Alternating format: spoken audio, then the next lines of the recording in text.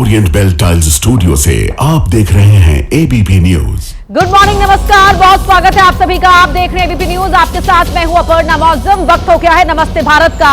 शुरुआत में बात करते हैं सूरत की, जहां एक उद्योगपति ने अपनी बेटे के बर्थडे सेलिब्रेशन के लिए कानून को ही ताक पर रख दिया। इस उद्योगपति ने बीच सड़क ट्रैफिक रोककर जमकर आतिशबाजी की। इससे लोगों को काफी दिक्कतों का सामना करना पड़ा। डुमस के उद्योगपति दीपक इजारदार पर पैसों का नशा ऐसा छाया कि उसे कानून और लोगों की भी कोई परवाह नहीं रही। दरअसल दीपक के बेटे का जन्मदिन था और जन्मदिन मनाने के लिए दीपक ने बड़े पैमाने पर आतिशबाजी का इंतजाम कर रखा था। दीपक ने आतिशबाजी अपने घर या होटल पर करने के बजाय बीच सड़क पर करने का फैसला लिया, जिस वजह से सड़क पर चलने वाले लोगों को काफी दिक्कतों का सामना करना पड़ा।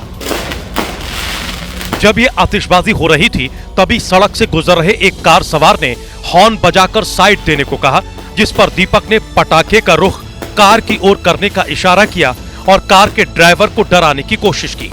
कार का ड्राइवर कोई जवाब नहीं दे पाया क्योंकि दीपक के बाउंसर आसपास तैनात थे। ये पूरी घटना कैमरे में कैद हो गई, जो सोशल मीडिया पर वायरल हो रही है। वायरल वीडियो जब पुलिस के संज्ञान में आया तो पुलिस ने मामला दर्ज कर जांच शुरू कर दी है। असम का कारबी आंगलोग हिंसा की आग में जल रहा है। मंगलवार को अलग अलग प्रदर्शन में 2 लोगों की मौत हो गई। हालात इस कदर खराब हुए कि इंटरनेट सेवा बंद करनी पड़ी। यह हिंसा उस वक्त उग्र हो गई जब प्रदर्शनकारियों ने खैरोनी में एक दुकान में आग लगा दी, जिसमें एक युवक की जलने से मौत हो गई। यह आग इतनी भीषण थी कि इससे न सिर्फ पूरे इलाके में हड़कंप मच गया, बल्कि इस आग ने हिंसा को और ज्यादा भड़का दिया, जिससे 2 गुट आमने सामने आ गए। स्थिति को संभालने के लिए पुलिस को लाठीचार्ज करना पड़ा। वहीं इससे पहले पुलिस की फायरिंग में एक शख्स की मौत हो गई थी। कार्बी आंगलोंग में भड़की इस हिंसा पर असम के मुख्यमंत्री हेमंत बिस्वा शर्मा लगातार नजर बनाए हुए हैं। उन्होंने खैरोनी में बुधवार तक अतिरिक्त सुरक्षा बल तैनात करने की बात कही है। दरअसल ये पूरा मामला अतिक्रमण हटाने की मांग को लेकर शुरू हुआ था, जो अब हिंसक झड़पों में बदल चुका है, जिसमें 38 पुलिसकर्मियों समेत 45 से ज्यादा लोग घायल हो गए। कई जगह उपद्रवियों ने दुकानों में लूटपाट की तो कई जगह गाड़ियों में आग लगा दी। इतना ही नहीं, कार्बी आंगलोंग स्वायत्त परिषद के मुख्य कार्यकारी सदस्य का घर भी जला दिया। हालात को काबू में करने के लिए प्रशासन ने इंटरनेट सेवाएं बंद कर दी हैं और कर्फ्यू लगा दिया है।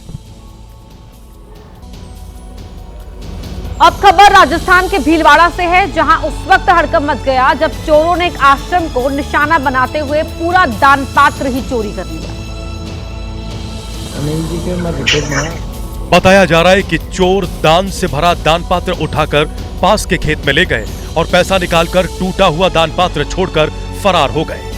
ये पूरी वारदात आश्रम में लगे सीसीटीवी कैमरों में कैद हुई है, जिसमें 2 चोरों को दान पात्र ले जाते हुए देखा जा सकता है। बताया जा रहा है कि दान पात्र 50 किलो का था, लेकिन इसके बाद भी चोर उसे उठाकर ले गए। चोरी की यह घटना शाहपुरा रोड पर स्थित जय गुरुदेव आश्रम की है, जहां रात के करीब 8 बजे 2 चोर आश्रम में घुसे थे। सर्दी की वजह से आश्रम में ज्यादा चहलकदमी नहीं थी। इसी का फायदा उठाकर चोर दान पात्र उठाकर ले गए। अब पुलिस मामले की जांच में जुटी है। पुलिस ने कई लोगों की तलाशी भी ली है, हालांकि अभी तक चोरों की पहचान नहीं हो पाई है। हरियाणा के झज्जर में एक ट्रक कार के ऊपर पलट गया। इस भीषण सड़क हादसे में मौके पर ही 5 लोगों की मौत हो गई। बताया जा रहा है कि ट्रक में पशुओं का चारा भरा था और कार ट्रक के नीचे दबती चली गई। बताया जा रहा है कि झज्जर रेवाड़ी रोड पर भूसे से लदा एक ट्रक अनियंत्रित होकर सफेद रंग की कार के ऊपर पलट गया। ट्रक के पलटने से कार पूरी तरह दब गई और पिचक गई और ट्रक में लदा भूसा भी कार के ऊपर गिर पड़ा। इस हादसे में कार में सवार सभी लोगों की मौके पर ही मौत हो गई। घटना की सूचना मिलते ही एसीपी सुरेंद्र कुमार पुलिस बल के साथ मौके पर पहुंचे और उन्होंने जेसीबी और हाइड्रा की मदद से ट्रक को उठवाया और कार को काटकर उसमें फंसे व्यक्तियों के शवों को बाहर निकाला गया। इस हादसे के बाद सड़क पर लंबा जाम लग गया, जिसे बड़ी मुश्किल से खुलवाया जा सका। मृतकों में 4 लोग यूपी के, जबकि एक शख्स झज्जर जिले का रहने वाला बताया जा रहा है।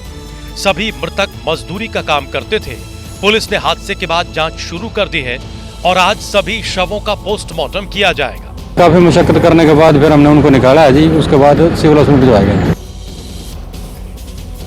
बड़ी खबर का रुख करें। बड़ी खबर महाराष्ट्र के भिवंडी से आपको बता दें, जहां पर आग से हड़कंप मच गया।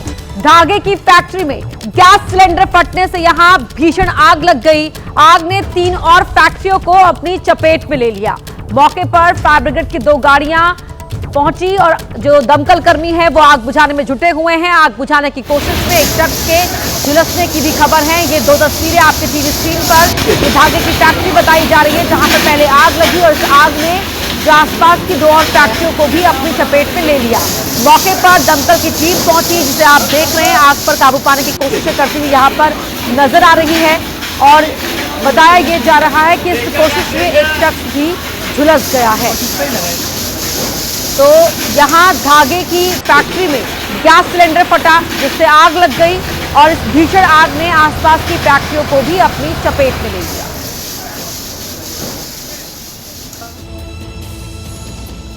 डीआरडीओ ने अगली पीढ़ी की आकाश मिसाइल का सफल ट्रायल किया। ये ट्रायल एयर डिफेंस की ताकत को मजबूत करने की दिशा में एक बड़ा कदम है।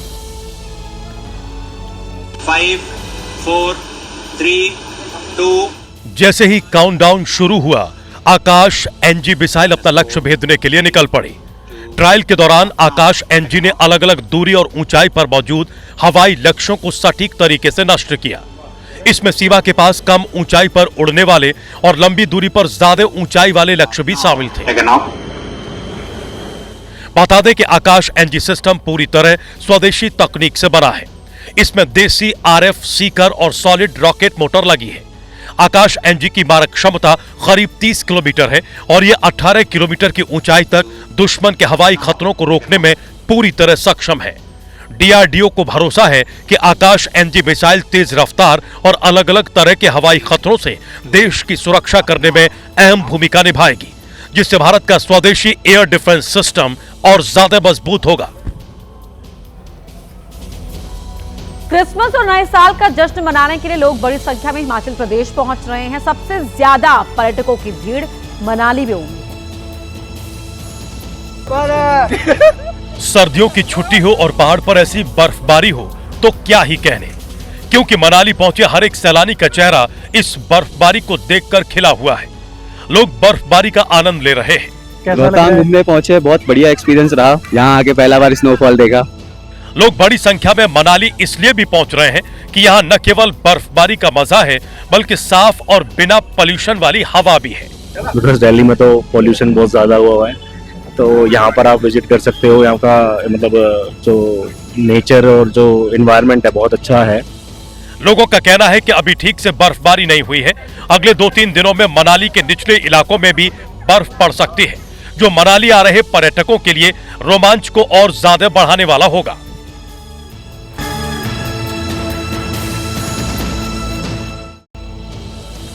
और रुक करें इस वक्त की बड़ी खबर का। बड़ी खबर आपको बता दें टोरंटो से है, जहां भारतीय मूल की महिला की हत्या की खबर है।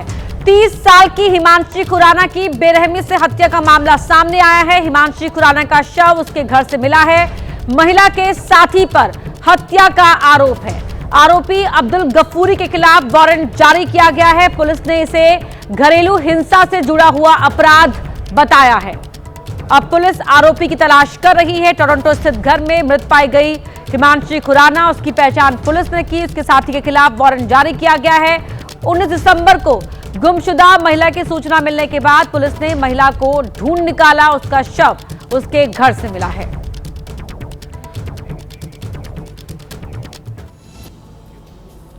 यूपी के पीलीभीत में करोड़ों रुपए खर्च करके सड़क का निर्माण किया गया, लेकिन 1 साल भी नहीं बीता और सड़क फिर से जर्जर हो गई। स्थानीय लोगों ने इस निर्माण में करप्शन के आरोप लगाए। अगर आप 300 रुपए में कोई कपड़ा खरीदेंगे तो वो भी 1 साल तक आराम से चल जाएगा, लेकिन यूपी के पीलीभीत में 3 करोड़ 70 लाख रुपए की लागत से तैयार की गई ये सड़क 11 महीने में ही इसने दम तोड़ दिया। घुंगचाई से दियोरिया कला तक 17 किलोमीटर लंबी सड़क का निर्माण कराया गया था, लेकिन अब ये सड़क जगह जगह से उखड़ने लगी है। कागजों में इस सड़क का निर्माण 11 महीने पहले कराया गया था, लेकिन स्थानीय निवासी बता रहे हैं कि 6 महीने में ही इसका ये हाल हो गया। 3,76,00,000 का मतलब वो आया है इसका रोड का रुपए, और एक घोटाला हो चुका है और 6 महीने नहीं हुए, सारी रोड टूटी पड़ी है।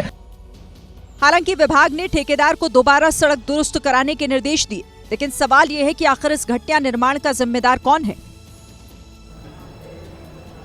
आमतौर पर पुलिस अपराधियों का सड़क पर जुलूस निकालती है, लेकिन मुंबई में लोगों ने एक बदतमीज पुलिस वाले की सड़क पर रैली निकाली। एएसआई संजय राणे पर आरोप लगा कि उसने 18 साल की लड़की के साथ छेड़खानी की। गलती हो गया सर, गलती हो गया।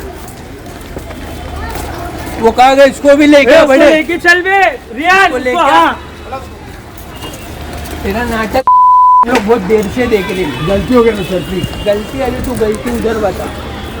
सर गलती हो गया, प्लीज रिक्वेस्ट कर रहा हूँ। सर गलती हो गया, माफ करो। नहीं चल इधर आ। सर गलती हो गया, प्लीज। चल इधर आ। नहीं यार मेरा कुछ गलती नहीं। इधर बैठ, वीडियो इधर। अंदर बैठ चल। चल घुस अंदर। गलती हो गया सर, अंदर घुस। सर गलती हो गया, माफ करो। अंदर घुस। सर गलती हो गया, मेरे बच्चे हैं, मुझे घर से निकाल देंगे। हाँ निकल जाएगा तेरी। अगर आप भी बस में सफर करते हैं तो ये खबर आपके लिए है। राजस्थान से नेपाल जा रही एक बस में अचानक आग लग गई। जिस वक्त ये हादसा हुआ उस वक्त बस में 50 से ज्यादा यात्री बैठे हुए थे। वो तो किस्मत अच्छी थी कि बस की आग को भांपते हुए उसमें बैठे 56 यात्रियों ने तुरंत बाहर कूदकर अपनी जान बचा ली। यात्रियों के हटने के बाद बस का पुर्जा पुर्जा जल रहा था। आग की लपटों के साथ धुएं का गुबार आसमान में काफी दूर तक गया। कई यात्रियों ने समय रहते अपना सामान निकाल लिया, वहीं जो नहीं निकल पाए उनका सामान भी जल गया। ये आग उत्तर प्रदेश के फिरोजाबाद जिले में आगरा लखनऊ एक्सप्रेसवे पर लगी थी। केरल में छत्तीसगढ़ का एक मजदूर मॉब लिंचिंग का शिकार हो गया। आरोप है कि बीजेपी और संघ से जुड़े लोगों ने मजदूर को बांग्लादेशी बताकर उसकी हत्या कर दी। पलक्कड़ जिले में जिस मजदूर को घेरकर कुछ लोग पीट रहे हैं वो छत्तीसगढ़ का रहने वाला राम नारायण है, जिसकी उम्र 31 साल थी। राम नारायण पर चोरी का आरोप लगाया गया और बांग्लादेशी बताते हुए उसकी बेरहमी से पिटाई की गई।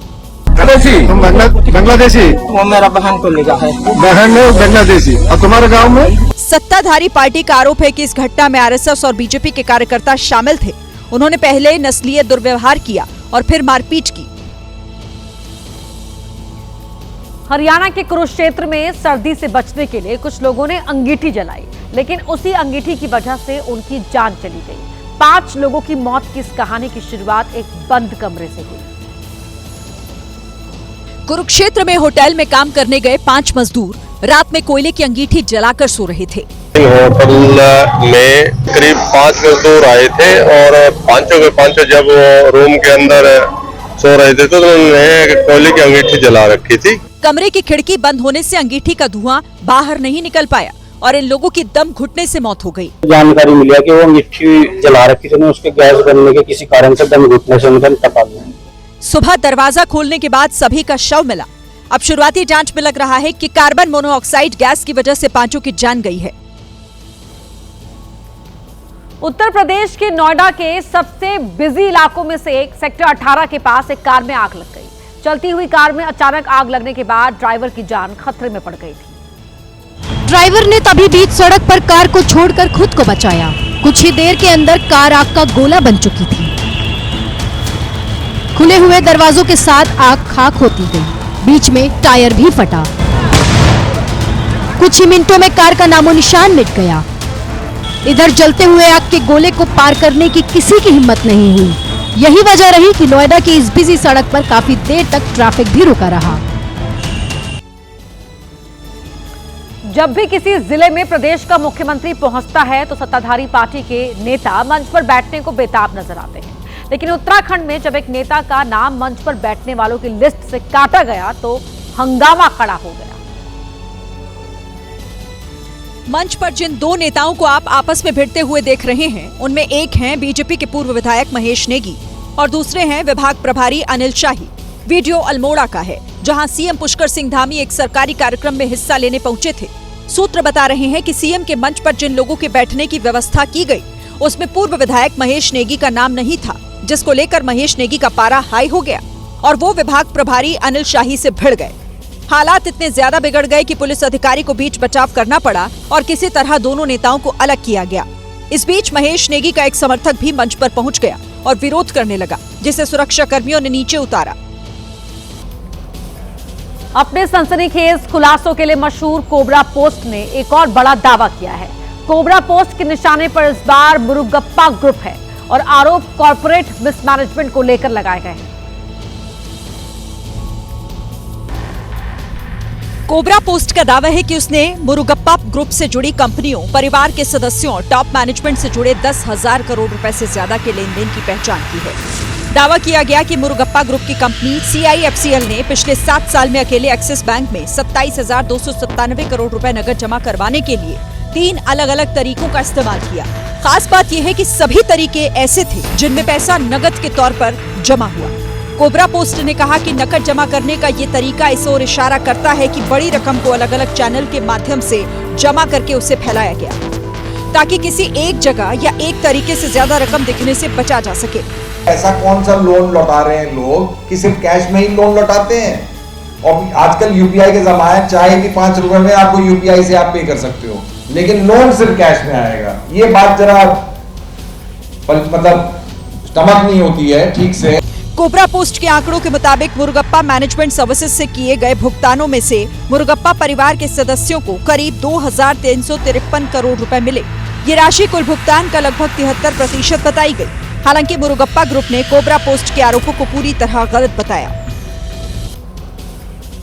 देश की संस्कृति में भले ही महिलाओं को पूजनीय माना जाता हो, लेकिन कई हिस्सों में महिलाओं पर आज भी तमाम बंधन हैं। ताजा मामला राजस्थान के जालौर का है, जहां बहू बेटियों पर थोप दिया गया है अजीबोगरीब तुगलकी फरमान। क्या है तुगलकी फरमान, वो इन बुजुर्ग से ही सुन लीजिए। समाज में बहू व बेटियों के पास कैमरा वाला मोबाइल नहीं रहेगा। पढ़ाई करने वाली लड़कियां पढ़ाई की जरूरत में अगर जरूरी लगे तो वो बच्ची घर आने के बाद मोबाइल अपने घर से बाहर नहीं ला सकती।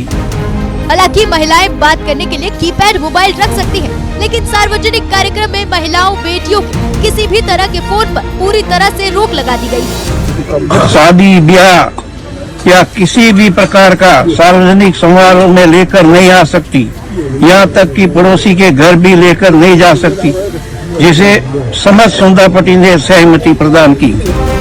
ये फरमान जालौर के गाजीपुर गांव और आसपास के 15 गांव पर 26 जनवरी से लागू होगा, जिस दिन देश में आजादी के बाद आजाद होने और अधिकार मिलने की खुशी मनाई जाएगी। जालौर के गांव की बहू बेटियां तुगलकी बंधन में कैद कर दी जाएंगी। भारत में स्मार्ट इंडिया के दौर में इस फैसले के पीछे की वजह भी जान लीजिए। महिलाएं फोन पे ज्यादा बिजी हो रही हैं, काम ध्यान नहीं दे रही हैं, और विशेषकर उन महिलाओं के लिए फैसला लिया है जो महिलाएं शादीशुदा होते हुए भी मोबाइल पे बिजी रहती है। करीब 10-15 महिलाएं हमारे शादीशुदा समाज की इस मोबाइल के द्वारा भाग चुकी है। इस फरमान पर समूचे जालौर में बहस चल पड़ी है। छात्राओं ने इस फैसले का विरोध किया है। मध्य प्रदेश के रतलाम में 2 बत्ती चौपाटी पर एक लड़की ने हाई वोल्टेज ड्रामा किया। वो पुलिस से ही भिड़ गई। आरोप है कि लड़की नशे में धुत थी। और जब पुलिस ने युवती को पकड़ने की कोशिश की तो उसने सड़क पर हंगामा काट दिया, जोर जोर से शोर मचाने लगी।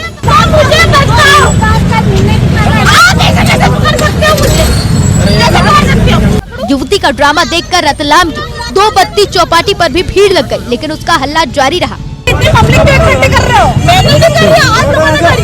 आरोप है कि युवती नशे में धुत थी। पुलिस ने उसे समझाया भी, लेकिन उसने पुलिस के साथ बदसलूकी की।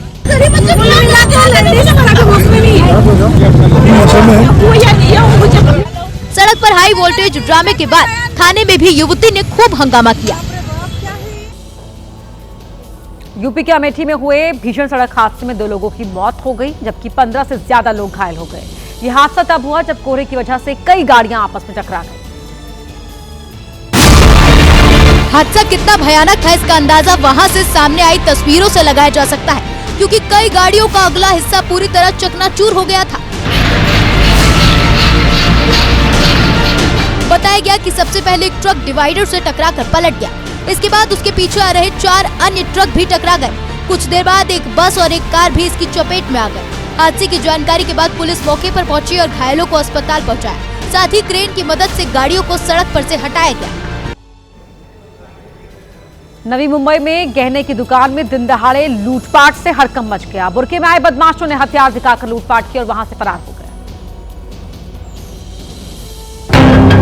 जिसका सीसीटीवी वीडियो भी सामने आया, जिसमें 3 बदमाश दुकान में लूटपाट करते दिखाई दिए। ये बदमाश अपनी पहचान छिपाने के लिए बुर्खा पहने हुए थे। दुकान में घुसते ही एक आरोपी ने अपनी पिस्तौल निकाली और दुकानदार पर तान दी। इसके बाद 2 आरोपियों ने काउंटर पर रखे गहने एक बैग में भरे और वहां से चलते बने। इतना ही नहीं, आरोपियों ने दुकान में रखा कैश भी लूट लिया। 27 लाख रुपए का माल चोरी हुआ। इस दौरान एक आरोपी दुकान के बाहर पहरा देता रहा। दुकान में लूटपाट के बाद सभी आरोपी वहां से फरार हो गए। मध्य प्रदेश की राजधानी भोपाल में एक युवक ने ऐसा हाई वोल्टेज ड्रामा किया कि पुलिस प्रशासन के हाथ पांव फूल गए। ये युवक कमलापति ब्रिज पर चढ़ गया और हंगामा शुरू कर दिया। ब्रिज पर चढ़कर ये युवक ड्रामा करता रहा, जबकि नीचे जाम लग गया। लोग इसका वीडियो बनाने लगे। ये युवक कभी डांस करता तो कभी शाहरुख की तरह अपने दोनों हाथ फैलाकर पोज देता नजर आया। घटना की जानकारी मिलते ही पुलिस मौके पर पहुंच गई और उसे नीचे आने के लिए कहती रही, लेकिन उस पर कोई असर नहीं हुआ। पक्का गिरेगा ये, पक्का गिरेगा ये। हालांकि युवक ब्रिज पर क्यों चढ़ा इसका पता नहीं चल पाया, लेकिन वो काफी देर तक अपनी जान जोखिम में डालकर ड्रामा करता रहा। बताया गया कि करीब 3 घंटे बाद युवक को किसी तरह ब्रिज से उतारा गया। ओडिशा से खिलाड़ियों के अपमान की तस्वीर सामने आई तो देश की राजधानी दिल्ली में एक विदेशी कोच को बीजेपी की महिला पार्षद ने धमकी दे डाली। धमकी ये कि अगर दिल्ली में कोचिंग देनी है तो हिंदी भाषा सीख लो। यह है दिल्ली के पटपड़गंज वार्ड से बीजेपी पार्षद रेणु चौधरी, जो खेल के मैदान में पहुंची लेकिन राजनीति का खेल शुरू कर दिया। वायरल हो रहे वीडियो में रेणु चौधरी एक अफ्रीकी फुटबॉल कोच को धमकाती नजर आई। उन्होंने कोच से कहा कि हिंदी सीखो, नहीं तो पार्क से बाहर कर दिए जाओगे। क्यों नहीं सीखी हिंदी? अगर इसने 1 महीने में हिंदी नहीं सीखी, से पार्क छीन लो। तो हिंदी 1 महीने में नहीं सीखी तो इधर पार्क नहीं मिलेगा। 1 महीने देखो, पार्क लेना है तो इसको हिंदी सीख कर आएगा पहले बार। जिस अफ्रीकी फुटबॉल कोच को रेणु चौधरी ने धमकी दी, वो बीते कई सालों से बच्चों को ट्रेनिंग दे रहे हैं। वीडियो वायरल हुआ तो रेणु चौधरी माफी मांगने पर उतर आई। जो भी चीजें होती हैं उनकी शिकायतें सुनना जनप्रतिनिधि की जिम्मेदारी है। उसी जिम्मेदारी को करते हुए मैं उसका पालन कर रही थी। अगर मेरे शब्दों से किसी को भी दिक्कत हुई है उसके लिए खेद प्रकट करती हूँ। जरा सोचिए कि आप पहाड़ पर स्थित किसी मंदिर पर जाने के लिए सीढ़ियां चढ़ रहे हो और अचानक शेर आ जाए तो आप क्या करेंगे? यकीनन आपके होश फाख्ता हो जाएंगे। कुछ ऐसा ही हुआ गुजरात के भावनगर में स्थित जैन तीर्थधाम पलिताड़ा में। श्रद्धालु शत्रुंजय तीर्थ पर जाने के लिए सीढ़ियों पर चढ़ रहे थे, तभी अचानक शेर सामने आ गया। शेर से सामना होते ही सीढ़ियां चढ़ रहे और सीढ़ियों से उतर रहे लोग भाग खड़े हुए। वो तो अच्छा हुआ कि शेर ने किसी श्रद्धालु पर हमला नहीं किया, क्योंकि जिस समय शेर जंगल से निकलकर गिरिराज पर्वत की सीढ़ियों पर आया, वहाँ कई महिलाएं, श्रद्धालु और बच्चे थे। इसीलिए शेर उनकी जान भी ले सकता था, लेकिन सौभाग्य से शेर शांत रहा और कोई अनहोनी नहीं हुई। हालांकि शेर को देखकर कुछ समय के लिए श्रद्धालुओं की तो सांसें ही अटक गई। और सीधे आपको ले चलते हैं श्रीहरिकोटा। तस्वीरें आपको दिखाते हैं, लाइव तस्वीरें ये आप देख रहे हैं। काउंटडाउन शुरू हो चुका है। May watch out for the swing out of the cryo arms and the acoustic suppression system starts its operation. PSP पे open. Minus 25 seconds. Minus 20 seconds. Ignition arms हैं हम. Minus 15 seconds. 4, 3, 2, 1, 0. Both S200 motors ignited. LVM-3M6 Bluebird Block 2 mission, a majestic liftoff. The rocket is beautifully searing through the bright Sriharikota sky. Plus 20 seconds. LVM-3M6 rocket का सफलतापूर्ण उत्थापन द्वितीय प्रमोचन मंच से और अपनी उद्दिष्ट कक्षा की ओर बढ़ चला है। LVM-3M6 रॉकेट दोनों ठोस नोदक वाले S200 बूस्टर्स प्रज्वलित हैं।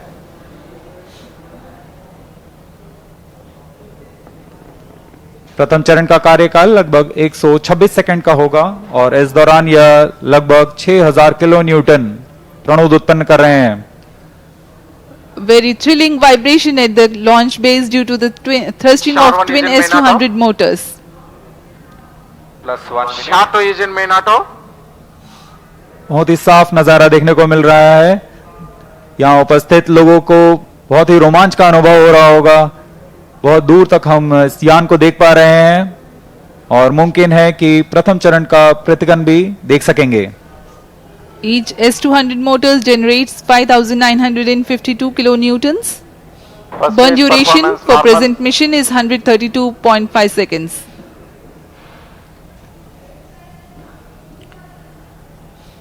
तो आंध्र प्रदेश के श्रीहरिकोटा से ये अंतरिक्ष में एक और बड़ी छलांग इसरो की रॉकेट LVM-3 के जरिए अंतरिक्ष में सैटेलाइट भेजी गई है ब्लूबर्ड ब्लॉक 2, एक कमर्शियल कम्युनिकेशन सैटेलाइट जिसे US based AST space mobile की मदद से बनाया गया है।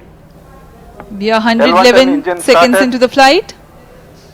यहाँ इसकी पुष्टि हो चुकी है। द्वितीय चरण का प्रज्वलन शुरू हो चुका है जो कि L110 चरण है।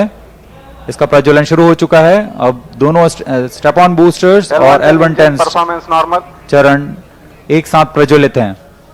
तो पिंकी राजपुरोहित हमारे सहयोगी फोन लाइन पर जुड़ रही हैं। पिंकी, अंतरिक्ष में ये एक और बड़ी छलांग, एक बार फिर इतिहास लिखा गया है यहाँ पर इसरो की ओर से। देखिए, बिल्कुल बहुत ही गौरवान्वित करने वाला ये क्षण है, क्योंकि जो रॉकेट उड़ान भरी है उसे बाहुबली रॉकेट कहा जाता है। LVM-3 जिसमें अब तक का सबसे भारी भरकम पेलोड लेकर श्रीहरिकोटा से ये उड़ान भरी है। आज जब दुनिया अंतरिक्ष की ओर देखती है तो एक नाम भरोसे के साथ उभरता है और वो है इसरो का नाम। कम बजट, कम शोर, लेकिन सबसे बड़ा दम।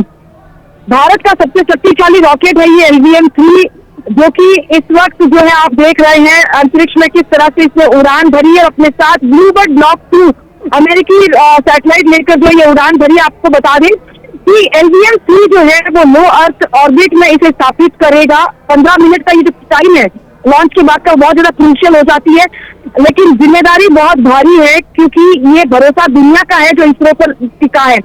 लेकिन अब हम बात बताते हैं आपको कि ये सैटेलाइट जो है वो कितना महत्वपूर्ण है अपने आप में। जरा सोचिए, मोबाइल टावर नहीं, अतिरिक्त कोई भी एंटीना नहीं, लेकिन सीधे स्मार्टफोन पर 4G और 5G नेटवर्क पहुंचाएगा।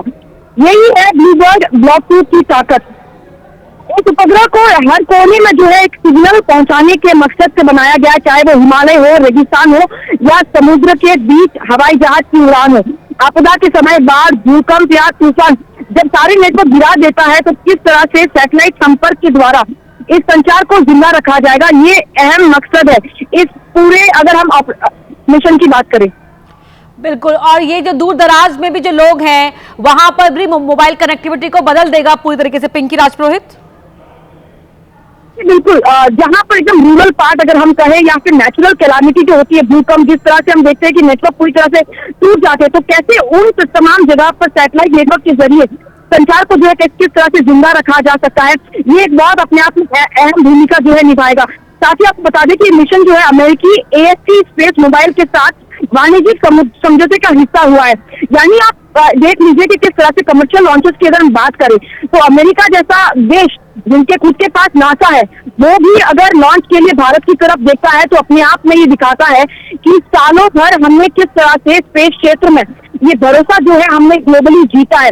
और यही कारण है कि लोग आज अपने बड़े बड़े मिशन के लिए जो है वो इसरो की ओर देखते हैं, क्योंकि कम लागत में, कम खर्चे में अगर कोई बड़ा दम दिखाता है तो वो इसरो ही है। और यही बात आज इस मिशन के साथ ही साबित भी होती है कि सैटेलाइट जो है भारत की और हर देश जो है वो देखता है। यहाँ कोई सहयोग नहीं है, ये सिर्फ जो है इसरो की विश्वसनीयता, सटीकता और कम लागत में एक बड़ा काम करने की जो पहचान है। आपको याद होगा मंगलयान मिशन हमने किस तरह से कम लागत में एक रिकॉर्ड जो है वो बनाया था एक ही सैटेलाइट लॉन्च के साथ। तो ये जो है अपने आप में एक बहुत बड़ा दम है जो इसरो रखता है और ग्लोबली अपने आप को प्रूव कर चुका है। कह सकते हैं कि ग्लोबल स्पेस मार्केट में ये जो कामयाबी है भारत की क्रेडिबिलिटी को और बढ़ाती है, इसरो की क्रेडिबिलिटी को और बढ़ाती है। देखिए, नो डाउट जिस तरह से लगातार कमर्शियल लॉन्चेस में भारत ने अपना एक रुतबा एक दम दिखाया है, वो ये बात पूरी तरह से प्रूव करता है कि अमेरिका जैसा देश भी अगर भारत की तरफ देखता है तो किस तरह से इसरो ने जो है ये विश्वास ग्लोबली जीता है। साथ ही आपको बता दें कि आज इसरो सिर्फ एक सैटेलाइट लॉन्च नहीं कर रहा, बल्कि भारत का आत्मविश्वास लॉन्च कर रहा है। ये मिशन बताता है कि किस तरह से भारत जो है वो अंतरिक्ष में एक फॉलोअर नहीं बल्कि लीडर है। जी, तो क्या आप कहें कि स्पेस बिजनेस लीडर बनने की दिशा में भी ये एक अगला कदम है? देखिए, बिल्कुल, अगर हम पिछले कुछ लॉन्चेस की भी अगर बात करें, आपको याद होगा कि रूस का एक सैटेलाइट पूरा 103 एक साथ हमने लॉन्च किए थे।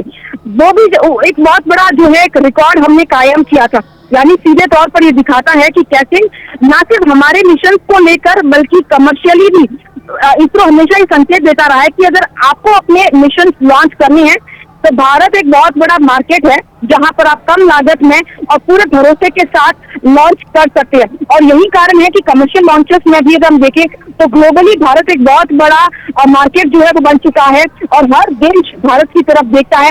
ये भारत की क्रेडिबिलिटी है कि किस तरह से कमर्शियल लॉन्चेस में भी अपने झंडे गाड़े हैं। जी पिंकी, तो क्या कहे कि जो ये लॉन्च हुआ सैटेलाइट लॉन्च, क्या ये भविष्य में जो स्मार्टफोन नेटवर्क की झलक भी देता है? देखिए, बिल्कुल, हम कई बार देखते हैं कि कई ऐसी परिस्थितियां होती है जहां पर रूरल पार्ट हो या एक्सट्रीम जो है एल्टीट्यूड वाला पार्ट हो, कहीं किसी भी देश का जहां पर नेटवर्क कनेक्टिविटी जो एक बहुत बड़ी चुनौती बन जाती है, टावर्स लगाने बहुत बड़ी चुनौती बन जाती है। तो इस मिशन को अगर हम बात करें तो सीधे तौर पर ये एक ऐसा मिशन है जो सैटेलाइट नेटवर्क के जरिए इस संचार को प्रोवाइड करेगा, यानी कम्युनिकेशन को और भी ज्यादा बेहतर करेगा। यही कारण है कि ये संचार उपग्रह जो है वो अपने आप में एक बदलाव लाने वाला है, एक इतिहास रचने वाला है। तो ये डिजिटल इंडिया की जो मुहिम है उसे भी और रफ्तार देगा। देखिए, बिल्कुल, अगर हम बात करें, क्योंकि ये सैटेलाइट जो है वो अमेरिका का है, ब्लूबर्ड ब्लॉक 2, लेकिन इसकी ताकत यही है कि ये ना सिर्फ भारत बल्कि ग्लोबली पूरी तरह से जो है संचार को किस तरह से प्रोवाइड कराना है, ये अपने आप में जो है एक बहुत बड़ी उपलब्धि जो है वो देखी जा रही है ग्लोबल तरीके से अगर हम बात करें। लेकिन सबसे अहम बात ये हो जाती है कि अमेरिका जैसा देश अगर भारत में आकर ये सैटेलाइट लॉन्च करता है तो ये अपने आप में हमारी क्रेडिबिलिटी भी दर्शाता है और साथ ही कम्युनिकेशन के लिहाज से भी ये पूरे विश्व भर में एक बदलाव लाएगा। बहुत शुक्रिया पिंकी राजपुरोहित आपका इस पूरी जानकारी के लिए।